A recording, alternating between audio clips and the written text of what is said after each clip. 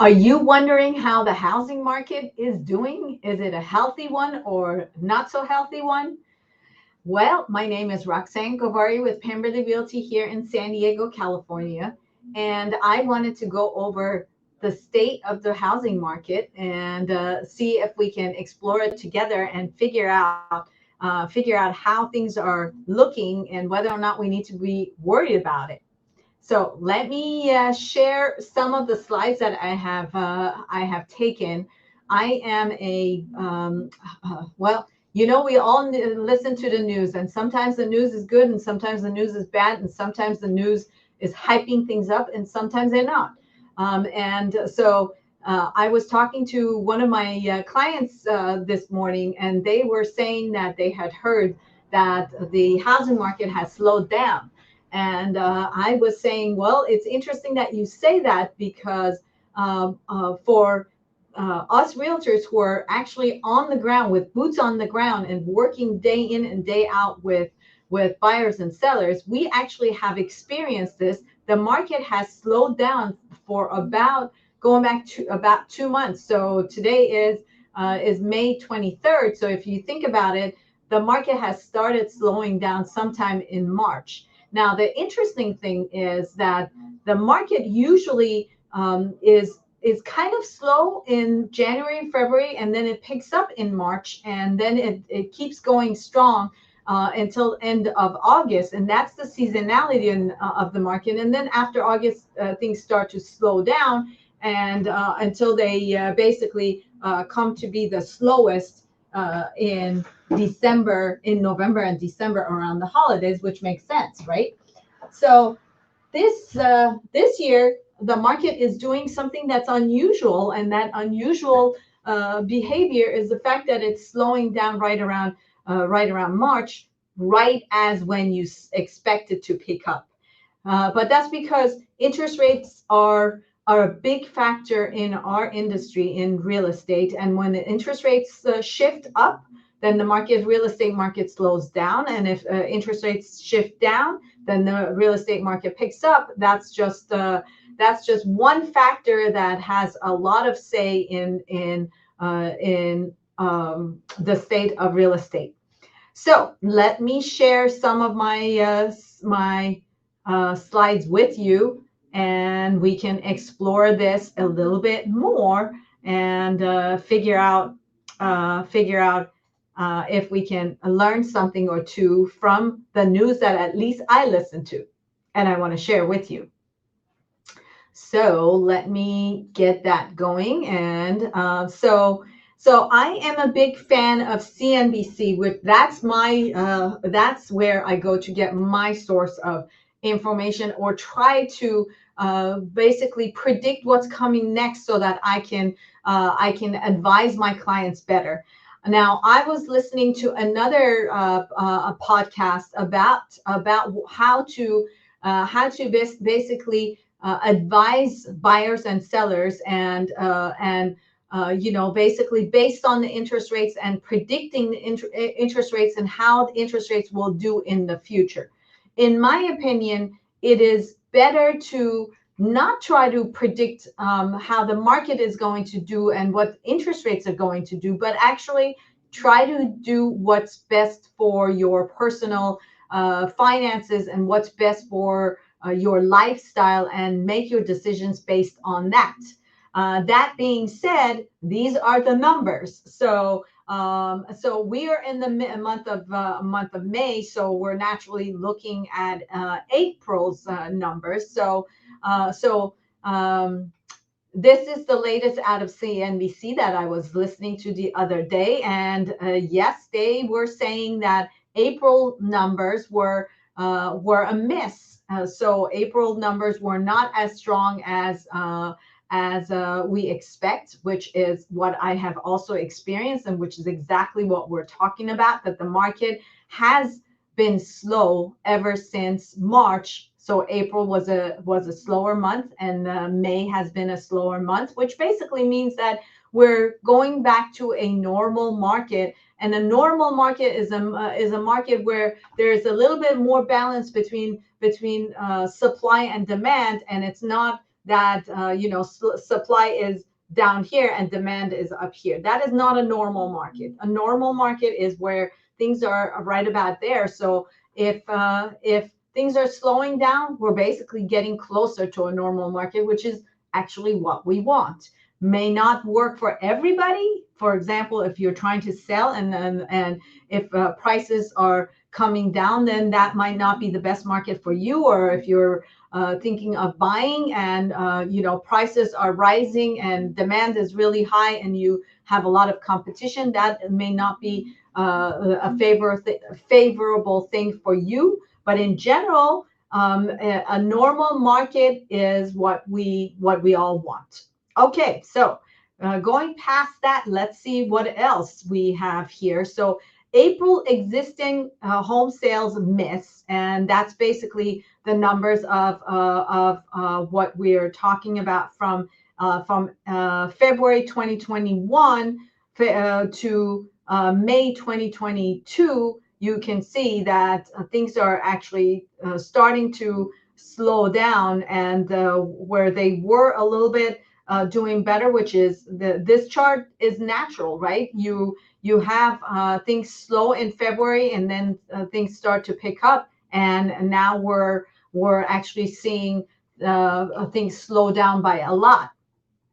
Let's keep going, and so let's see, the 30-year fixed. So 30-year fixed mortgage is one of the most popular mortgages that we have, and these numbers also seem to be on the decline, as you can see, and also the number of homes that have sold 4.14 million units versus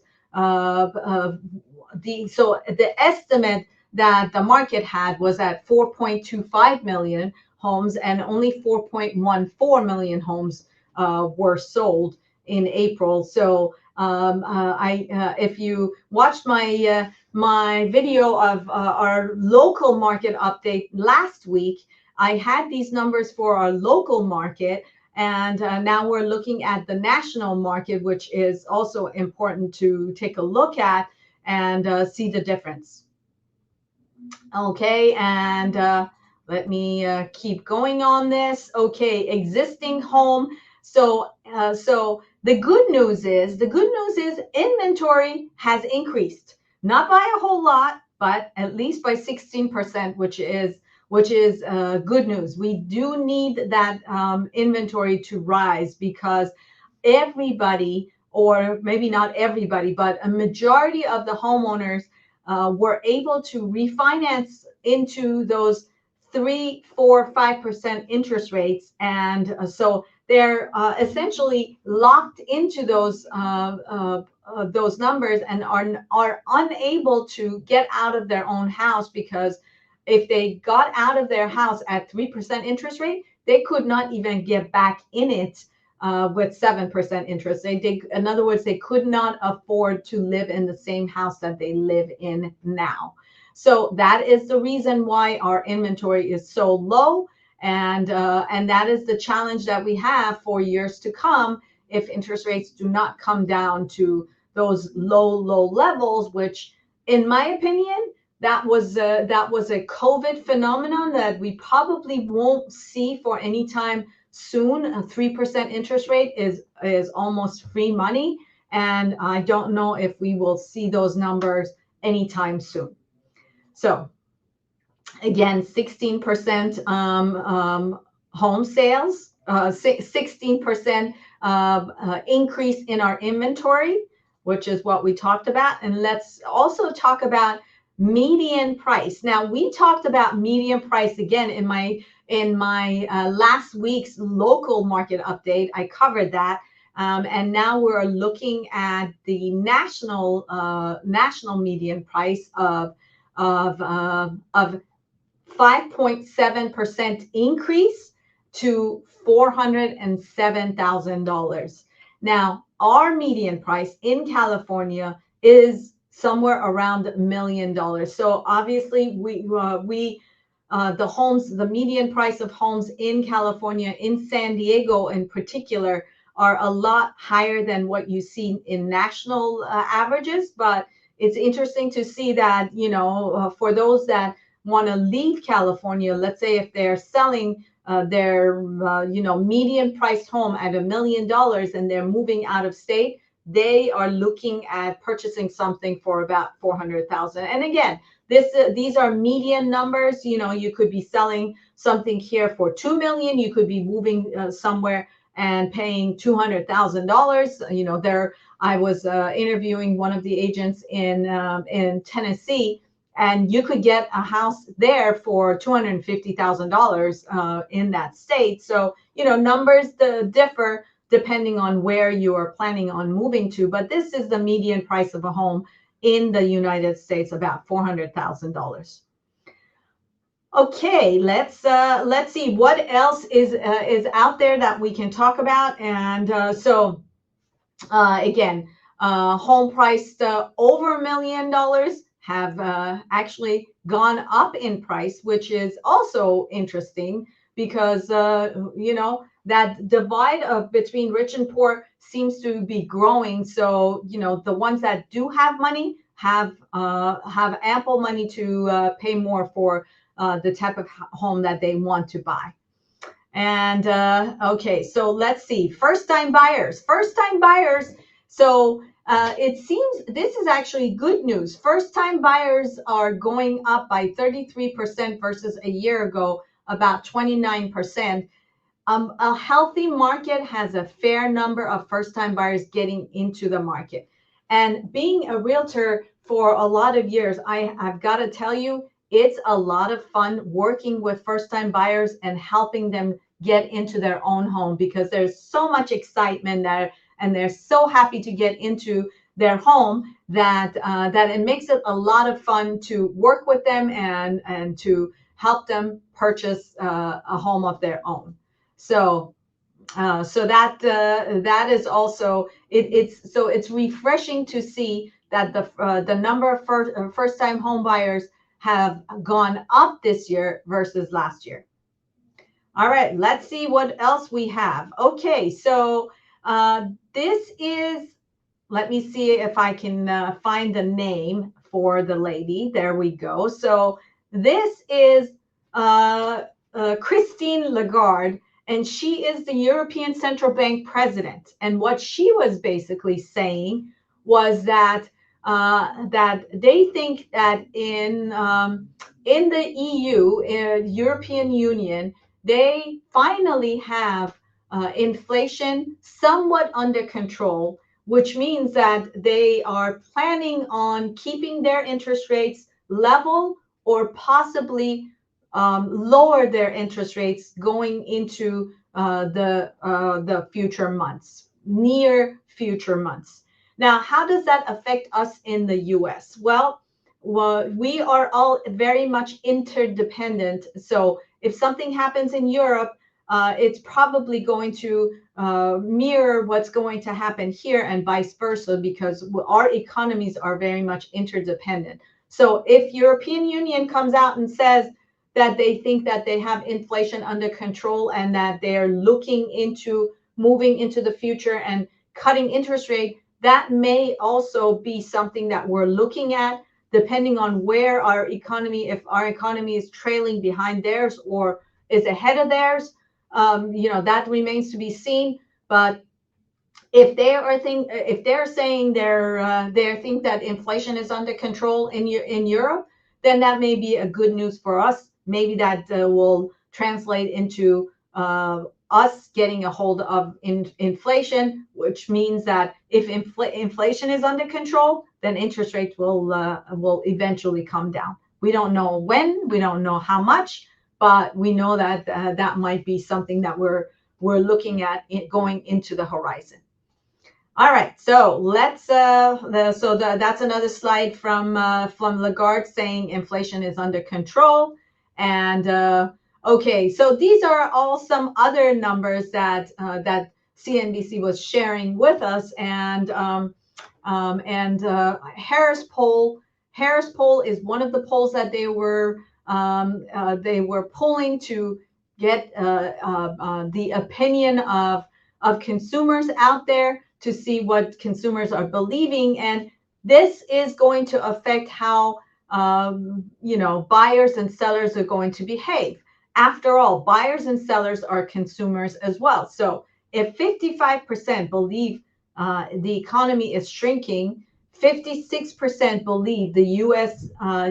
is in recession. That's a high number. That's half the population believes that we're in a recession, and it's also the bigger half. So if 56% believe that we're in a recession, then what is it? Let's see. You can tell how much how good my math is. So 44% believe that we're not in a recession. So that's a much smaller number, which basically means if those are your buyer pool, then they're going to be hesitant to pay top dollar for those homes. So if you are a buyer, you're going to be a little bit trigger shy, and if you're a seller, you've got to listen to that and work with those buyers. If you are thinking of selling a home, you've got to take that into consideration, that this is the information that the buyers are looking at when they're making a decision to purchase your home. All right, so Harris poll is what it is. And let's see, this is another number. Okay, so 49% believe the S&P is down for the year. 49% believe unemployment is at 50-year high. So these are also other numbers that play into how the real estate is going to behave, right? Now, Dow Jones was doing really well this past couple of days and couple of weeks, and I have my opinions about the relationship between the stock market doing well and the real estate market doing well. And in my opinion, this is the perfect time to basically get out of the stock market and put your money into the real estate market. In other words, if we are seeing reports that the real estate market is slipping and things are not doing so well and things are slowing down, in my opinion, and Dow Jones is doing great, then it's time to cash out and put that money into real estate. Now, again, that's just my opinion. Of course, you don't have to listen to me, but that's what I'm thinking I would do if I had a whole lot of money that I had made in the real estate market. Well, that is the long and short of it. And thank you so much for joining me. And again, my name is Roxanne Govari with Pemberley Realty here in San Diego, California, where I sell real estate. But don't let that stop you. If you are thinking of buying or selling real estate anywhere in the country, I am happy to help you. And there is my phone number if you want to give me a call, or if you want to approach me on my website, if you'd like to send me an email. And I'm also happy to hang out on Instagram. I appreciate it if you can give me a follow on Instagram or give me a follow on Facebook. And if you are watching this on YouTube, I also appreciate it if you give me a thumbs up. And also subscribe to my channel so that you are notified every time I have one of these videos brought to you. Thank you again for joining me, and make it a great day.